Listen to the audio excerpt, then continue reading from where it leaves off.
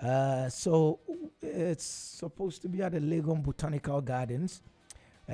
Correct program with the correct location. Yeah, you're doing green stuff. Botanical Gardens would be the best place to do green stuff. We have in the studios Dr. Prince Ansah. He's a country lead, Climate and Development Knowledge Network. Right? Climate and Development Knowledge Network. Great. And then we also have with us in the studio Valerie Nutako, who is a country program assistant for Climate and Development Knowledge Network. Yeah, CDKN. CDKN. All right. So, gentleman and lady, welcome. Thank you. Thank you. Thank you so much. It's good to have you in our studios this morning.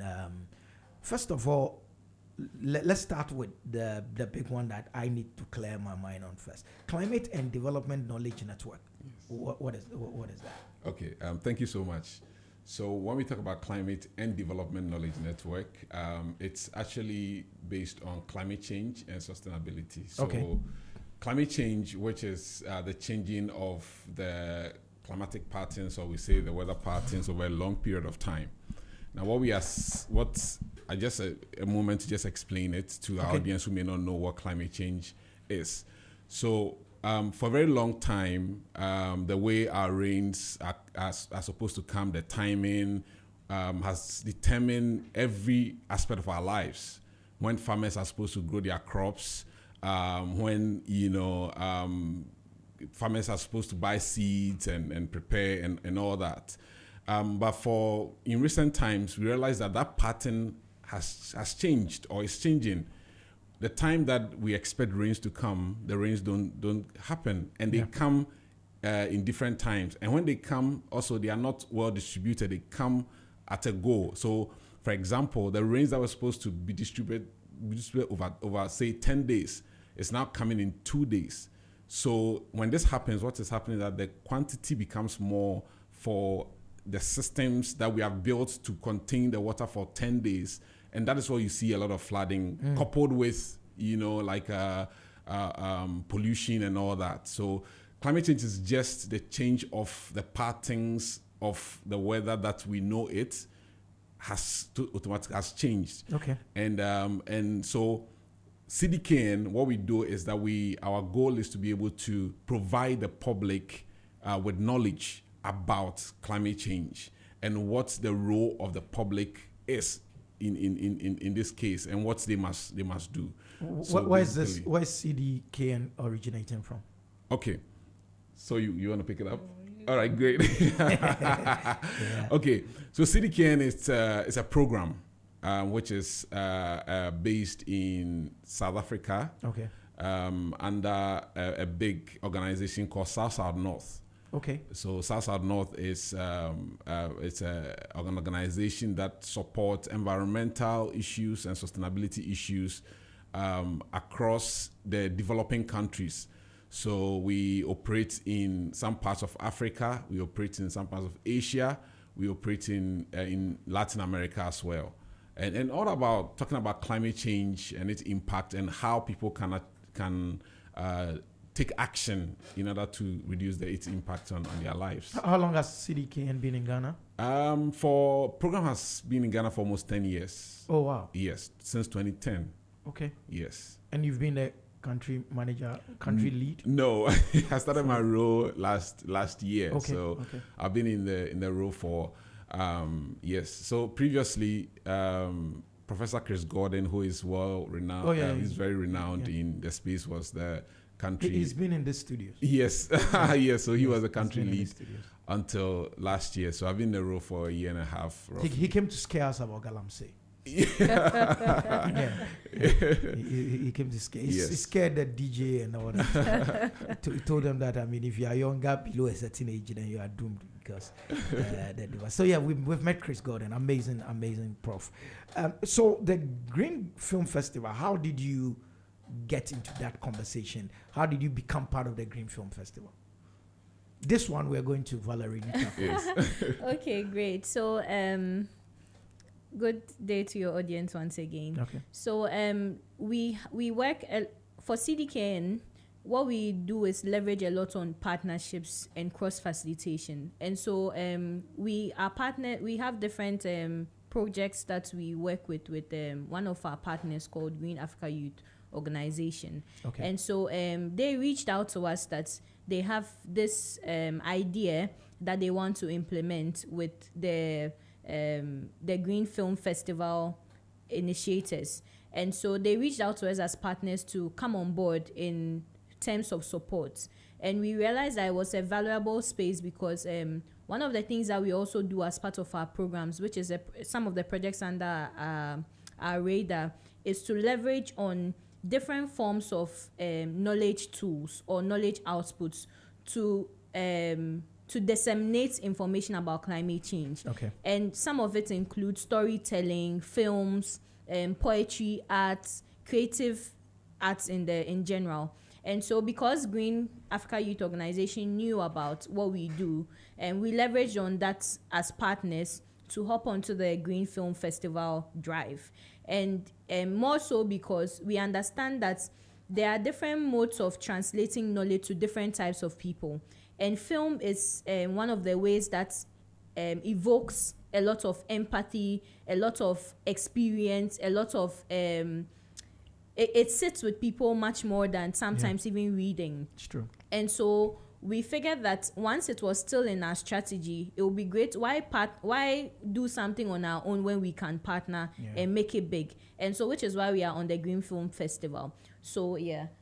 I've actually never attended a film festival. Anytime I hear of the Cannes Film Festival, the Bordeaux, this, all over, I'm thinking like, what happens? Like you just go and watch film, like you enter one booth to watch movie, and then enter another one where it's come and watch movies. Is that all that happens at festival? What are we expecting at the Green Film Festival Accra? Yes, just to pick on, thank you. Just to pick on your point about what happens at a film festival in general before even we talk about. Yeah.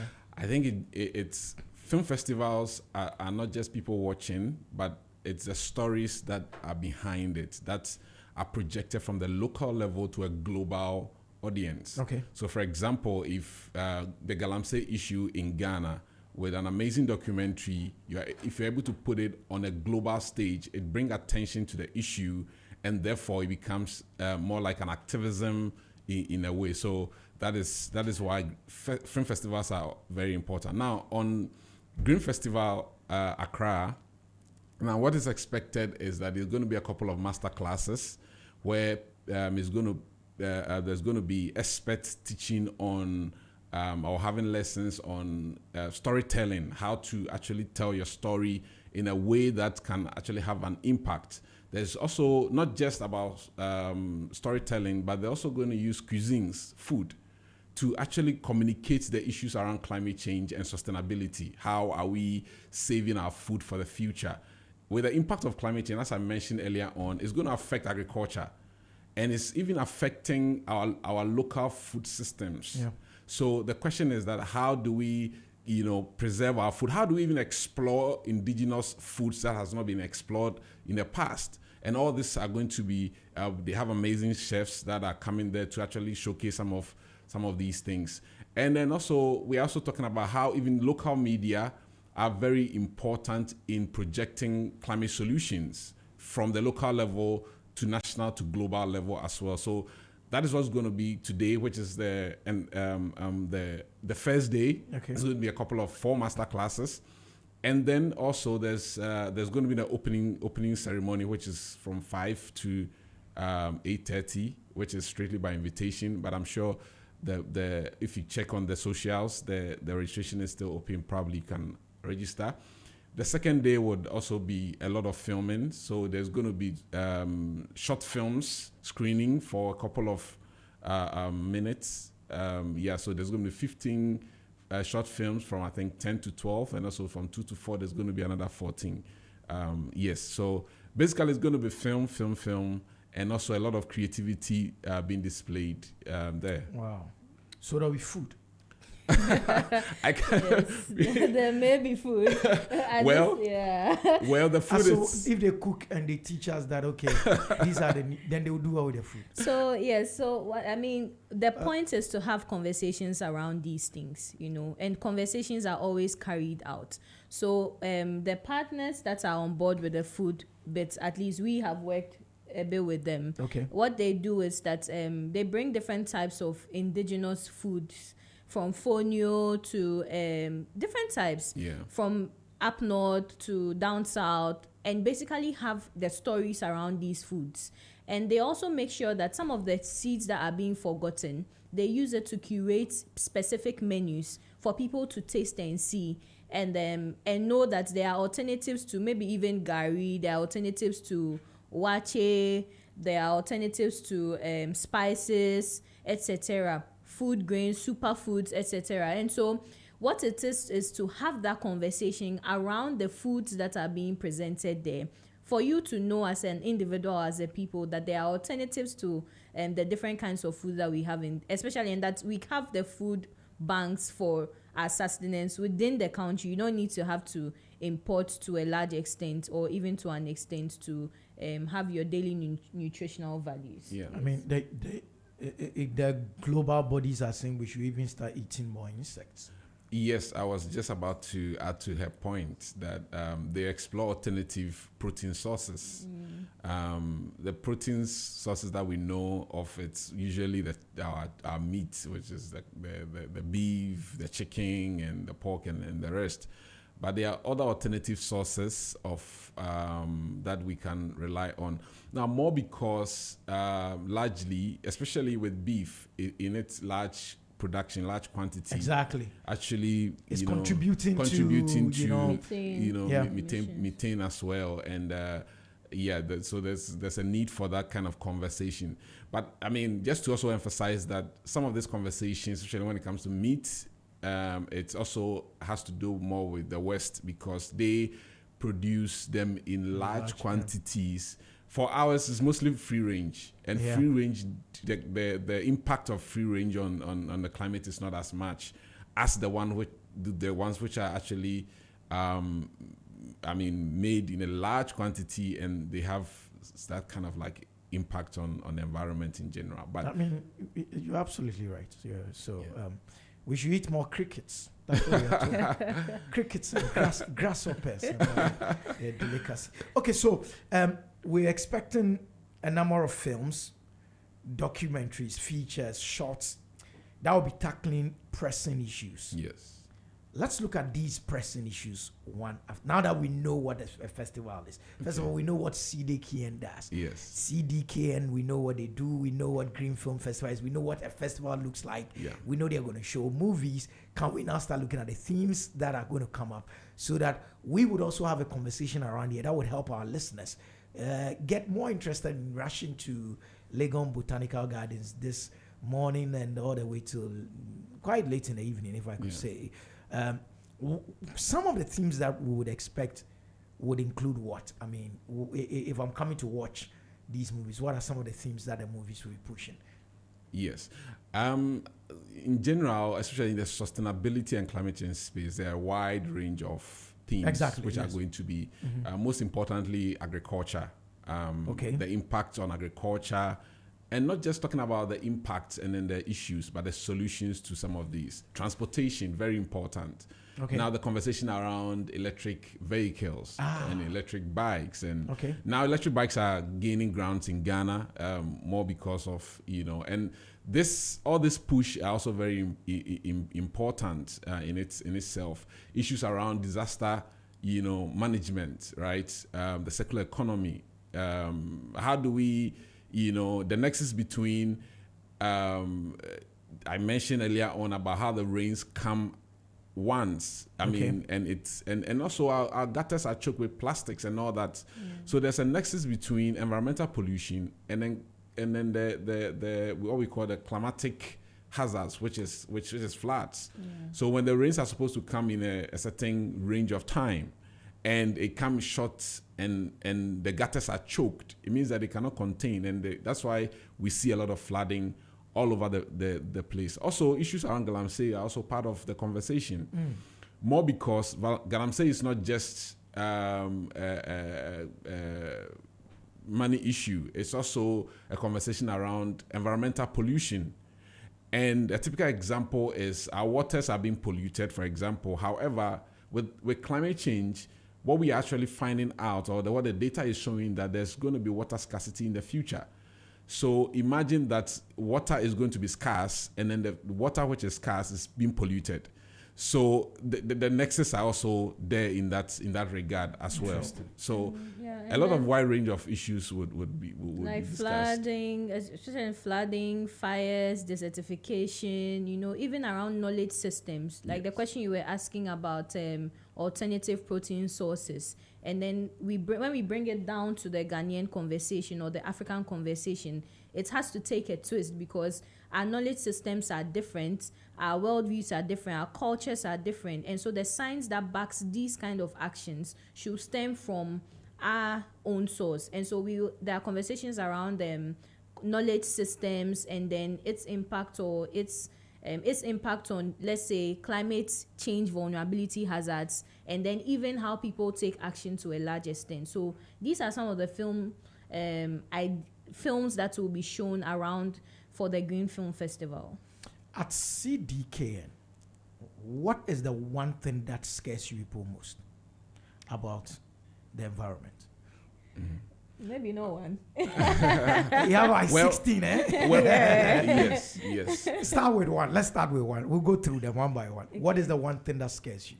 About the climate change. Exactly. I think one thing that scares me the most, us the most, is about the information of it. And that is the business that we are in. That's the knowledge. You think we don't know enough, or we know and we don't care? Well, I think it's a combination of both. I think that we don't know enough, and when we know enough, we don't even know what to do. And then also, those who know what to do don't take the action. So it's a combination of both. Sometimes the conversation around climate change sounds so abstract. It is abstract. It's more academic. And it is. But it's as simple as your lived experience, as we see every day in Ghana around flooding. And there was a conversation about drought and drought spares in northern Ghana quite recently. Those are part of the conversations, right? And it is not just about drought. The droughts also affect the neighboring countries. And what happens is that, for example, we talk about the Fulani herdsmen and the conflict that are happening it's all because they are looking for pastures for their, livestock. And they are moving from the drier areas down. And the reason why they come all the way, even sometimes to the southern part, is that they are still looking for pasture because the other places are dried up. And these are part of the conversation. And then it becomes a conflict between the farmers who are also struggling, not getting the rains, and then they who are also looking for crops for some pasture for. So it's what scarce as the most information. The information it's not there. And that's what we are working on. Before Val comes in, one of the things that we are doing at CDKN is to make sure that the science of climate change is broken down into simple terms for everybody to understand. So we are working with researchers and media people and creatives, not just media, also creatives. How can we translate the science of climate change, make it simple for different audiences, for children, for adults, for women, for men, at every level, so that they understand, and not just understanding it, but also take action with it. So she mentioned that we use a lot of creative means. We use songs, the films are part of them. We use games. We use VR, virtual reality, for people to experience it in different ways. We use diverse stuff that can actually songs, and we do all this thing through partnership with our key stakeholders to make sure that this gets the more attention that it needs for people to take action. Why do you think we don't do much even when we know? What is it? Is it that we think it's far? No, I think it's also apart from that, it also stems from what type of knowledge you have. Because I mean, I have growing up, I don't think that I heard much about climate change. What I heard a lot about was ozone layer depletion. And I always say that I was privileged to have come from a space where I was allowed to read wide, and so then I am exposed to such things. But most of my colleagues heard about climate change in third year at the university for undergrad, because that is when we did a course when you do geography called climate and weather, or weather and climate, sorry. And then later you do climatology. So it is about the value of the type of knowledge that people have. Like he mentioned, we are in Ghana. When we are teaching in schools, most of the things that we teach about climate change, the evidences that we talk about is iceberg getting warmer, iceberg getting watery, about polar bears being extinct, they are so abstract to us. Meanwhile, here in Ghana, we have sorghum that is going waste up north because of rainfall variability. Here in Ghana, we are having to change the type of clothing that we wear because of the type of heat that we are experiencing. Here in Ghana, we have flash floods at different parts of our country. Meanwhile, when we are teaching the climate change, we teach it so abstract. And so one, the people don't know that it is actually near to you. And then two, when they know, they don't know how to take action. It's okay for you to tell people about a problem, but what is not okay is for you not to guide them towards a solution, which is what we do at CDK, and that we mobilize knowledge into action. So now that you know that there's a case-specific scenario to your problem, how do you take action? Some of the simple ways that we always recommend, in your house, for instance, if you have the luxury to build, you can build facing the windward flow. So you build in such a way that it's in the direction of the wind, so that you don't have to build don't have to build in a certain way that you use too much AC. Or you build with a tropical design, that you build with larger windows, larger doors to allow for more inflow of air into your spaces. If you are using your WC, etc., you can have a double flush instead of a single flush, because you don't need the same amount of water every time. These are practical solutions. If you are leaving your room, you can turn off your lights, etc. But once we talk to people about the problem, we hardly talk to them about practical solutions.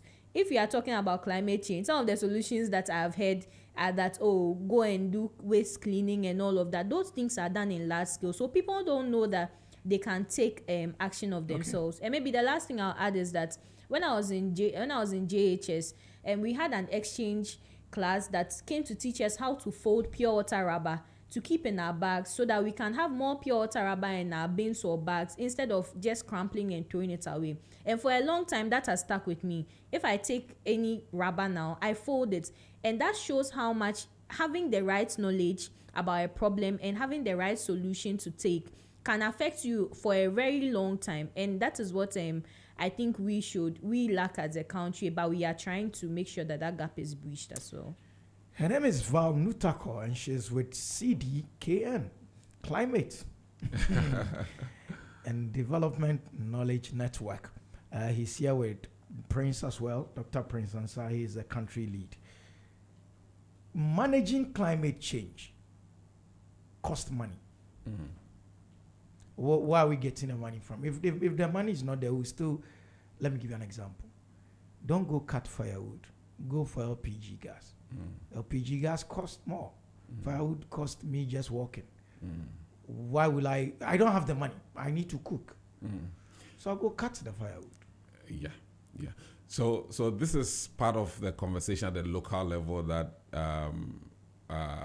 that we need to discuss a bit. I'll come to that, but I want to pick it from the larger perspective, where the money should come from first, and then how can local people take action for climate finance. I'm interested in that. Yeah. So that conversation about climate finance is how can the West, who have contributed to the climate change as we're experiencing it now, through their rapid development and an emission of carbons to produce, have to pay for the damage which has been caused on us. Especially we're talking about farmers struggling and all that. So that is that broader conversation. So that's why we have that climate finance, the Paris Agreement, how they are supposed to contribute to finance climate solutions in the West. Now, as you and I know that when we talk about that big finance money and all that, we can't wait on it for forever because a lot of people are still struggling. They still have to feed their family. So the conversation is that what are the alternative ways, alternative solutions that can be designed for people to be able to still continue to do what they're already doing. For example, you're talking about energy use, right? Yeah. People are cutting trees to cook at home. The solution here is, and the solution at the local level is, how do we design systems that instead of cutting a whole tree, you can just use a branch of it and still give you the same amount to be able to cook your meal that you want to cook? Or how do we convert even residue of farm residue into charcoal briquettes so that people will have alternative source of use for it? So the conversation usually it's for money. It's something that will continue to demand for it to do things. But I think in our work, what we try as much as possible is to point people to alternative solutions that is able to help them to still achieve their goal that they want to. If it's cooking that you want to cook, it's even if it's your livelihood, you still have an alternative source that you can depend on, even if you are not having the resources to do that. Secondly, also, the climate change conversation can also be opportunity as well. We have young people that we work with across the country who are actually turning the climate conversation into a bankable business solutions, and they are making money out of it. So young people, we know young people that have gone into turning waste into animal feed that we are working with currently, and are actually entrepreneurial space and are doing amazing stuff with it. We have young people that are designing biogas. We have young people who are doing so many different types of things and taking advantage of the issue, and then bringing out solutions that is also helping them to reach. So it's not just a problem; it's also a solution that you can also make money. Opportunity that you can also make money for yourself as a young person or as an individual as well. As they say, every solution, every problem also has a potential as an opportunity to also turn the tides. There's something that when it comes to climate change conversation, people hardly talk about, especially in our part of the world. And so, and I would ask you, I don't know whether it will come up during these movies, corruption and climate change. Because it's been known that corruption actually fuels the climate change conversation. Yeah. Is this something that CDK and you are so afraid of it, you don't want to touch? Because Ghana, if you say corruption, everybody's, because, I can give you a typical example. Okay. Corruption can allow organizations to bypass environmental laws. Which is true. Yeah, you could pay somebody. He's not supposed to dump something here. He pays some, local guy. He dumps, So corruption itself, is that something that has come up at the CDKN conversation in terms of what you do? Well, we have not directly experienced agencies or organizations that have sidestepped such matters when it comes to taking action. Maybe more so because most of the people that we work or the partners that we work with are directly climate change organizations. Okay. Also, we are not, like we have mentioned, we are not into governance or political space.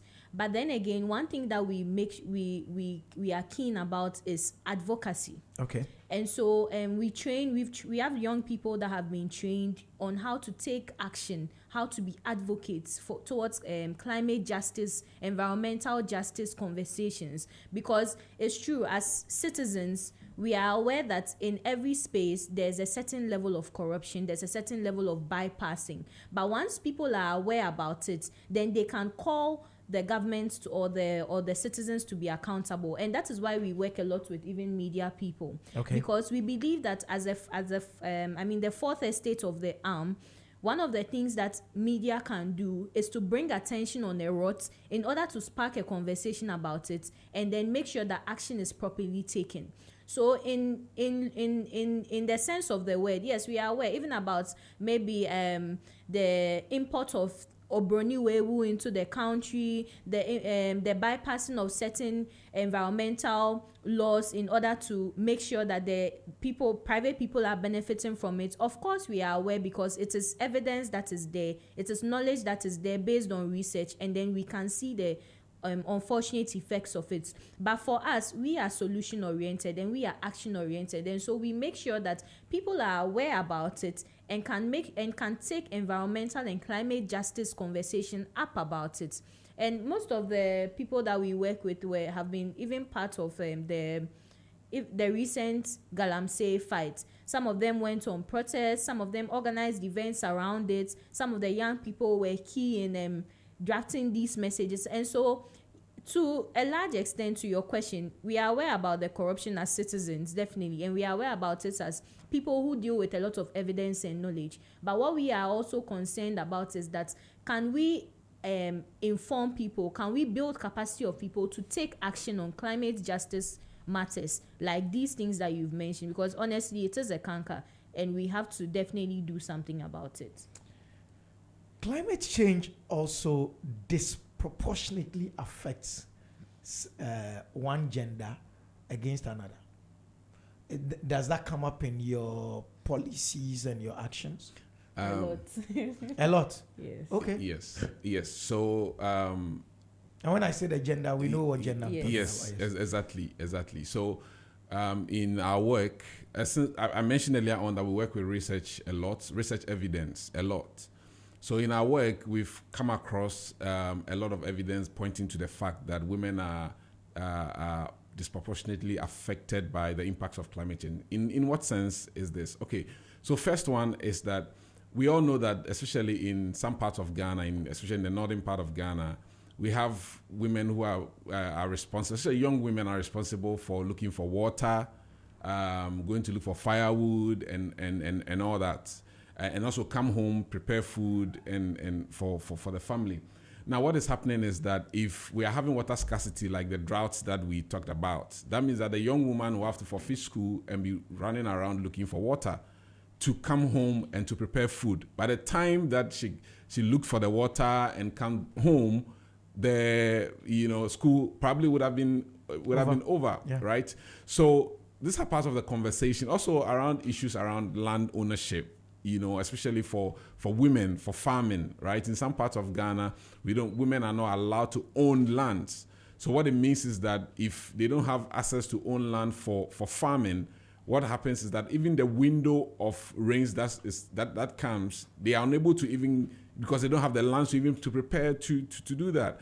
So mostly what actually happens is, especially when we talk about climate change, this inequity, we say that it's our existing inequality structures is what actually is exacerbated. We use the word exacerbated. It's increased by the impacts of climate change.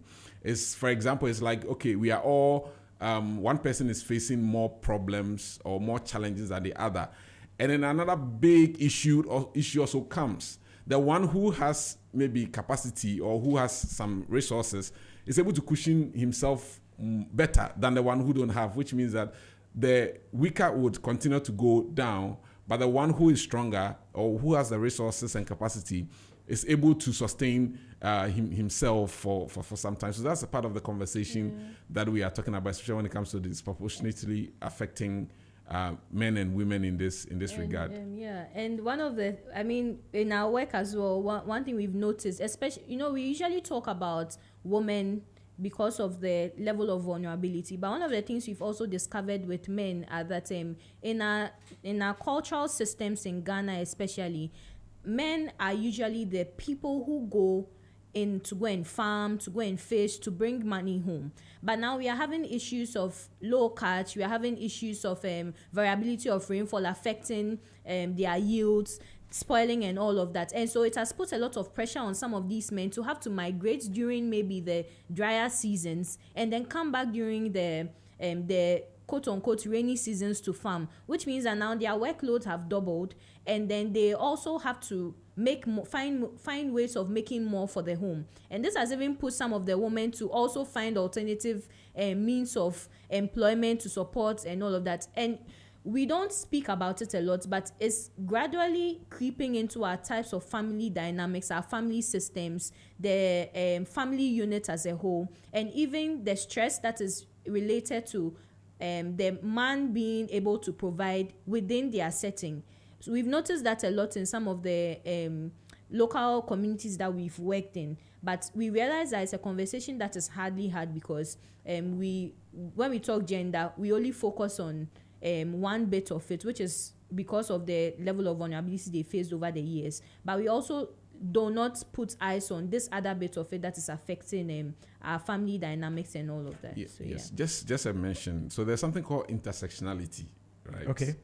So intersectionality is that when you lay over, for example, we say women, not all women are actually vulnerable, right? Okay. There could be some men who are even more vulnerable than some women. But what intersectionality does is that intersectionality lay over one vulnerable group on the other. So, for example, we identify women as a broader group that are more impacted. Now, within the women, you can actually overlay farmers, women who are farmers. And then women who are farmers can overlay women who are in northern Ghana who are farmers. So, as you lay over one level of groups to another, you are able to identify those who are actually vulnerable. Okay. Because the person is a woman, she's a farmer, she's in northern Ghana, she's a widow, she has 10 kids, and then you get to know that, yes, these are the individuals that are actually are more impacted by the climate change than just a broader brush of saying that, okay, all women are. So one of the conversations that are coming now is how do we also increase the conversation around intersectionality to be able to identify those who are actually vulnerable than the others. There's an example that we had we went to the field, and this conversation about one man was saying that my farm is gone. I've lost my animals. I've lost this. I've lost it. But you're always concentrating on the women. With intersectionality, you are able to lay over different vulnerable groups upon the other, and you identify individuals not just based on the agenda, but based on their vulnerability or the state of the impact of climate change upon their lives and their livelihoods. That's an interesting approach. We were told that one of the phenomena that happened during COVID was that it looked like the earth started renewing itself. Yes. I mean, we stayed at home. We stayed at home, helped Mother Earth to begin to revive itself. Because one of the things that I found interesting was a piece about birds, that our horns and stuff had so messed up their systems that they couldn't whistle like they should, and because of that, it was affecting their migration patterns and so many stuff. Yeah. How did COVID, whether positive or negative, affect this climate change conversation? Yeah. Okay. So one of the things that I mentioned earlier is about transportation. That's the first thing, right? Almost all cars, most cars, 98% of cars are on fossil fuels. So with people staying at home, what they also tracked was that the carbon emissions were also drastically down. So in this particular case, there was a small window where we came together collectively saying that we are not going to do that. Factories, right? Some factories that were also not operating. So that also happened right there. And also in general, our general impact on the environment, right? The general impact on the environment also was slowed down. Like even pollution. Let's talk about even pollution, right? Plastic pollution. people are not going around in circle. They were not walking in circle and all that, throwing things around. People are just staying home. But that is just a small part of the conversation. Of course, this cannot be the solution where we say, okay, let's lock ourselves up, and then that means the economies are going to collapse and things like. And as we saw, so many things are happening around the world. But the conversation is, what action do we take now? What alternative action do we take beyond just fossil fuel? That's why electric cars have been introduced as an alternative where it doesn't actually depend on fossil fuels. That is why alternative sources of food systems are being designed to give people the opportunity to have different sources of proteins and all that, to prevent methane and things like that. So I think it's more about, how do we think about the solution? How do we move from here? It's already here with us. So the question is, how do we move from here? And I think as part of the Green Film Festival, some of these solutions are going to be what people are doing on the ground in different parts of the world will be showcased also in short films, there for people to be inspired. Those of you in the climate space, how do you manage the 1001 climate negotiations?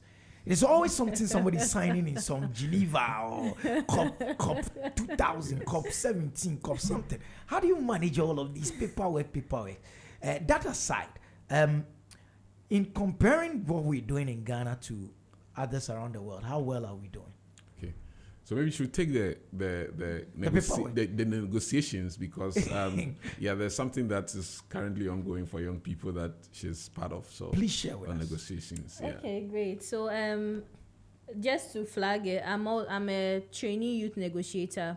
It means what? It means that I've gone through training with expert negotiators towards being a negotiator on behalf of the country as at the different climate COPs.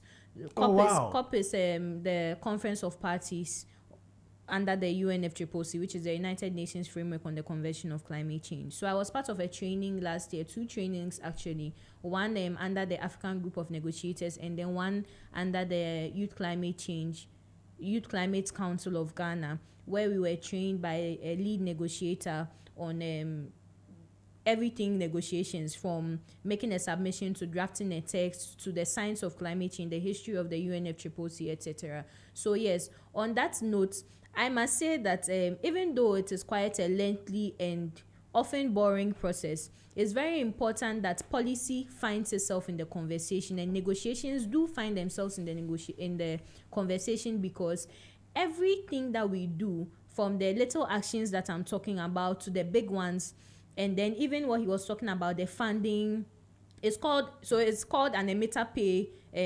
conversation, or a polluter pays drive. So what all these things are situated within what we call the negotiation texts under the UNFCCC. Now, there have been different conference of parties from 1 to what we are going to have now, 29, and every country has an interest. And once the country has an interest, you are supposed to be able to make sure that your interest is recorded and then stamped on paper for other countries to what we call sign on to it and ratify.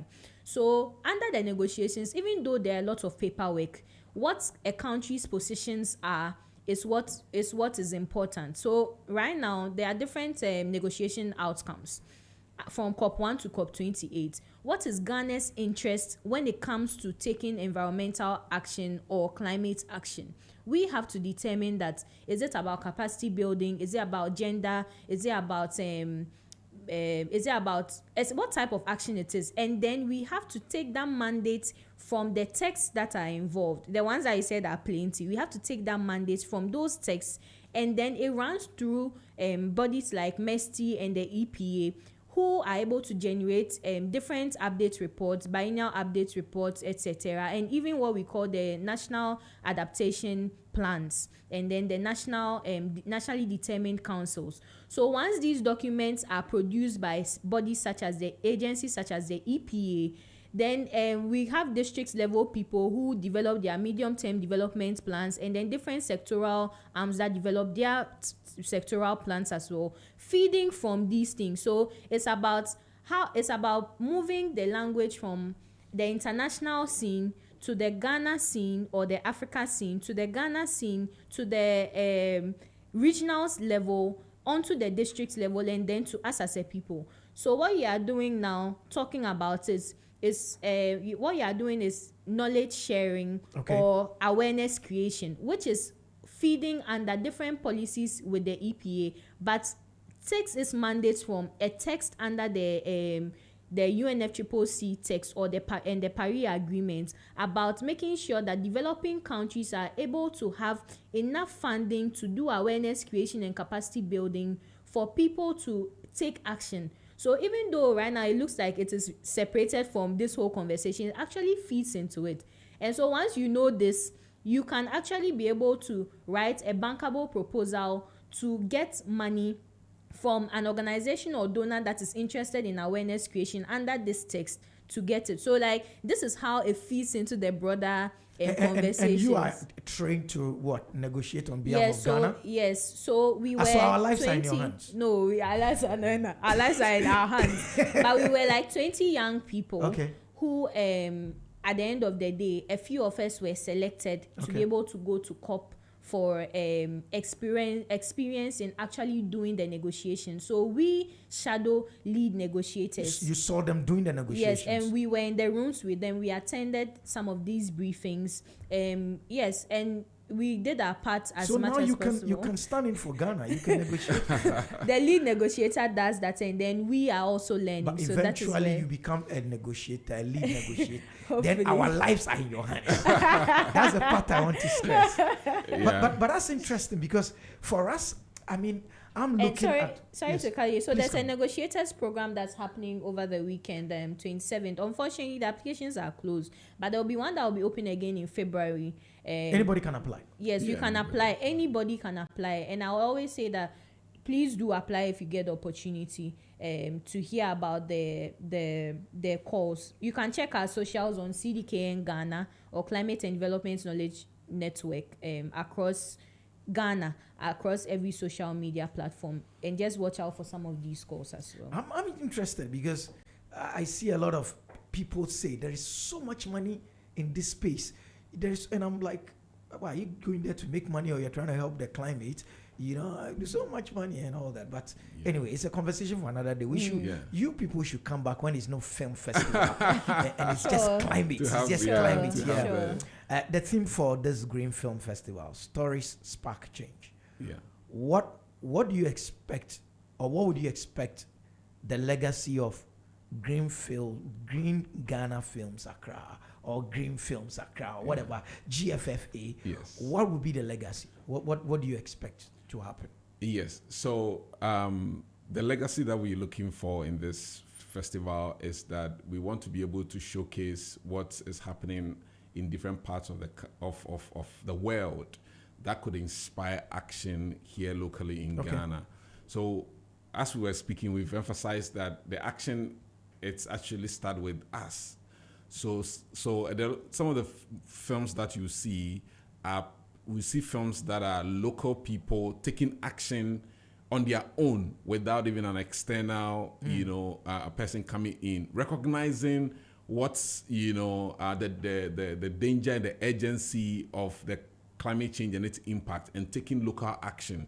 And some of the films that you're going to see would showcase that. Some of the films too you're going to see also will showcase what the power of collaboration looks like, right? Because you can't do it alone. Communities collaborating with private sector, collaborating with even governments to be able to ensure that there is solutions that affect everybody positively, whether in agriculture, in transportation, disaster risk management, and all that. So the legacy that I believe that this Green Films Festival would showcase is that it's able to inspire the country in general, inspire the country to actually take action, looking at examples from different spaces. I'll say this, finally on this one, is that films are very powerful, especially even different modes of viewing. We at CDKN, we use virtual reality. I mentioned the virtual reality to engage people so that you experience other places in different parts of the world like you are there. And we've used this in northern part of Ghana with local women, showcasing activities happening in Kenya, local women in Kenya taking action. And as they see it, they feel like they are there.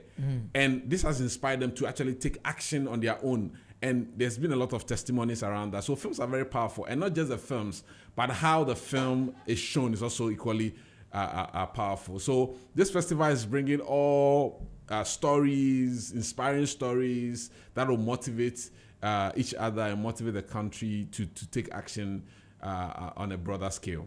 Thank you very, very much. Maybe before we yes, end, please. we have a master class on local media, how the role of local media in storytelling towards climate action this afternoon at 2 p.m. at the Green Film Festival Accra. And so you can hop on our social media pages and register for the master class to join. And then also we would have some of our VR sets on display as well. And then maybe the last thing I'll add is that we work very much with researchers and media people. We'll be having a researcher training for early career researchers, and from the 25th November to the 30th of November. And so the registrations are open. If you are a researcher, an early career person, and you are interested in research and how it can change from evidence into action, I would highly recommend that you check it out on CDKN Ghana across every social. Follow and then check us out for more opportunities. Thank you, ladies and gentlemen, for coming through. Her name is Valerie Nutako. She's a country program assistant. And then we also had Dr. Prince Ansah. He's a country lead. CDKN is a Climate and Development Knowledge Network. Thank you so much for coming. And then we wish you the very best at the GFFA, the Green Film Festival, Accra. It's GFFA, Green Film Festival Accra, GFF.